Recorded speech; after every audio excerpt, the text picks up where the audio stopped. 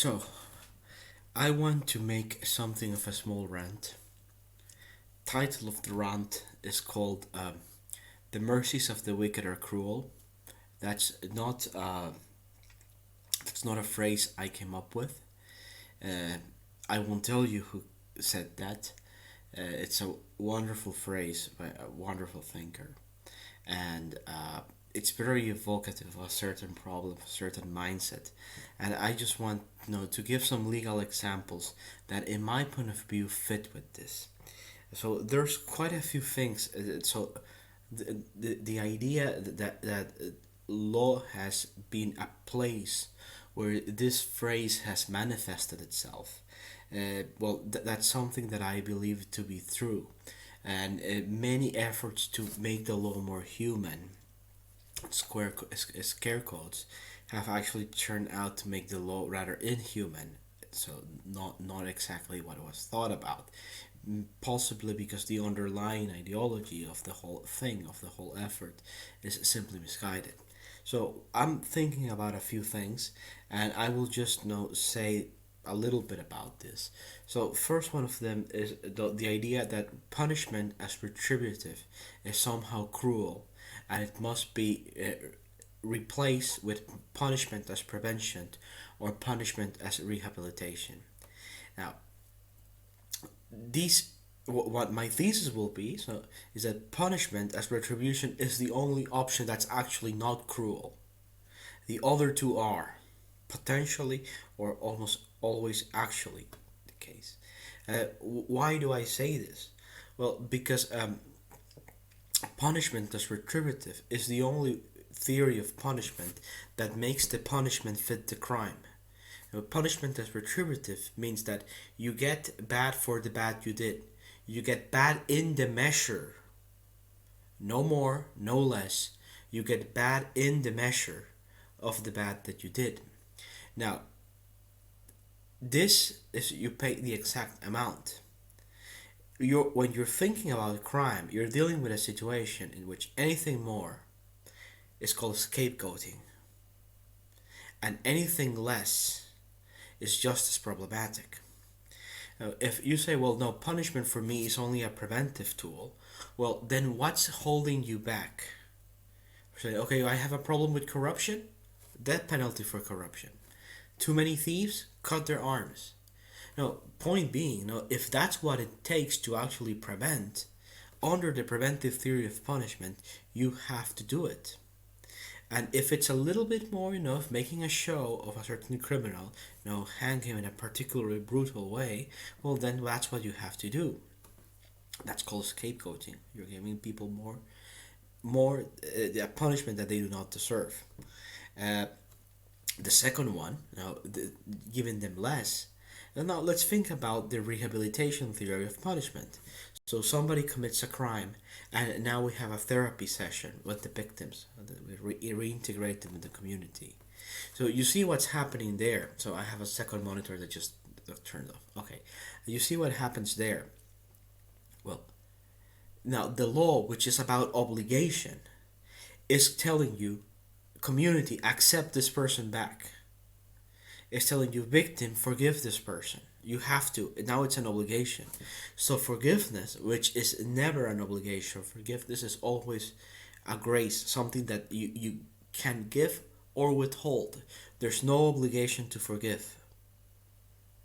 Now becomes an obligation. And who does this oppress? The victim or the victim community. That now what is a grace, what Rawls would call supererogatory behavior, now becomes legally mandated behavior. Hence, the mercies of the wicked are cruel. The retributive theory's punishment is the only one that is actually not cruel. Uh, let's mention another story on this theme. Uh, the law is a tool. Like, give me a coin for every time I've read an article or heard a conference, people telling, well, the law is just a tool. You know, you know how bad that is. Now let me So let me put it this way. So if the law for you is just a tool, and you are the tool user, of course your tools do not control you, right? Then what controls you? Oh, nothing. Because if the law is just a tool for you, then you do not live under the law. Now, we do not live under tools. Now, the hammer is not a law for me. The screwdriver is not a law for me. These are tools which I use within legally permitted bounds to satisfy my ends. Within legally permitted bounds, I can use the hammer to drive a nail. I cannot use the hammer to crush a skull, except in self-defense or defense for third party. Uh, and you see then what happens. This sort of story, the law is just a tool, usually not a tool for good political ends, hence merciful, hence enlightened, versus you're sticking to the rules, which is the attitude of the cruel, of a cruel person. But in reality, what that means is that the person who says that is in a situation of lawlessness, and he can use the tool for the law of whatever ends he wishes to do.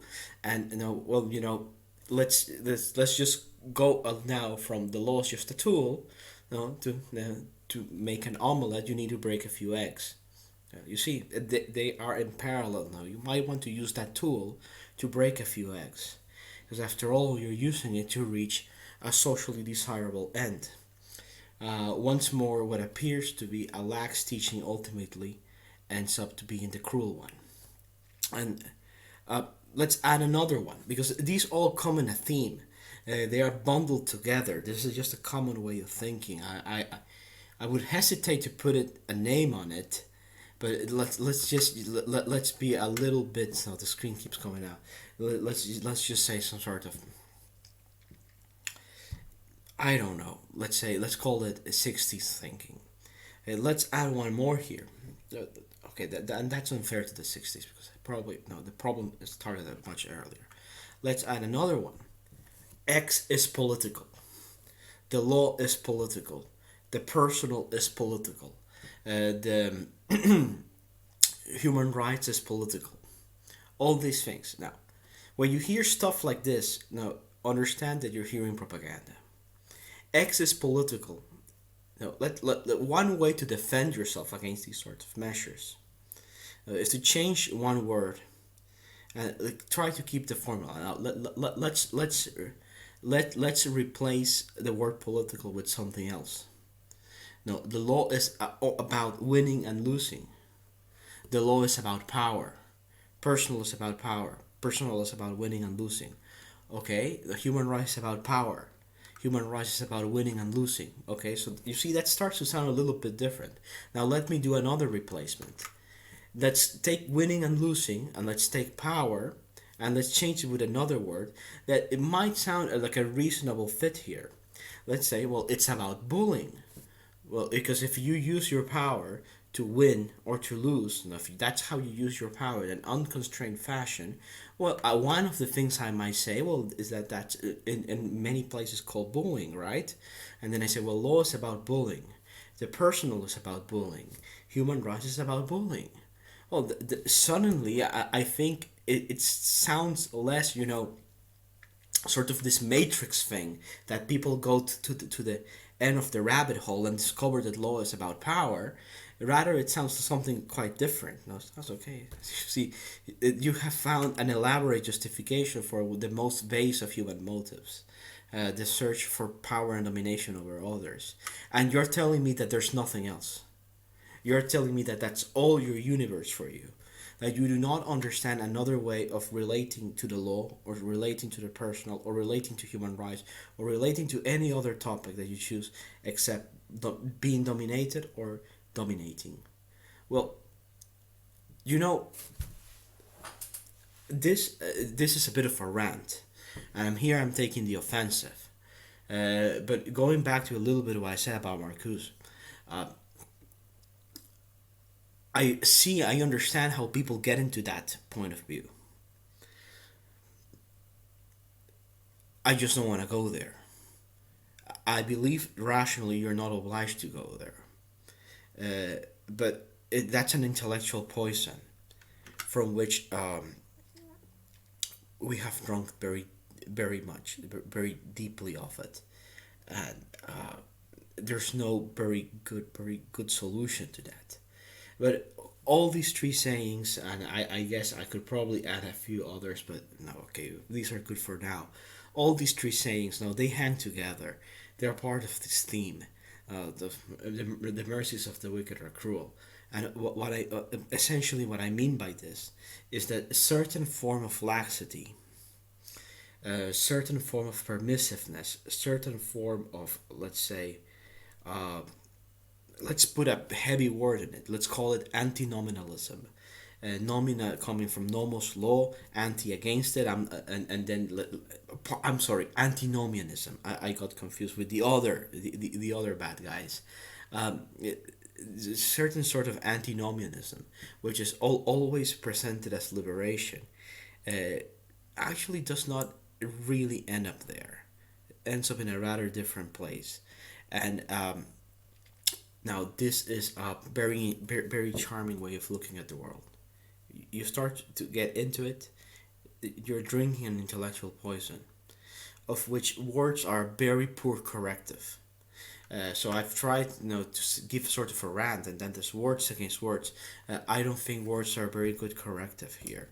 I think in all of these cases, you have a very powerful case of bewitchment by language.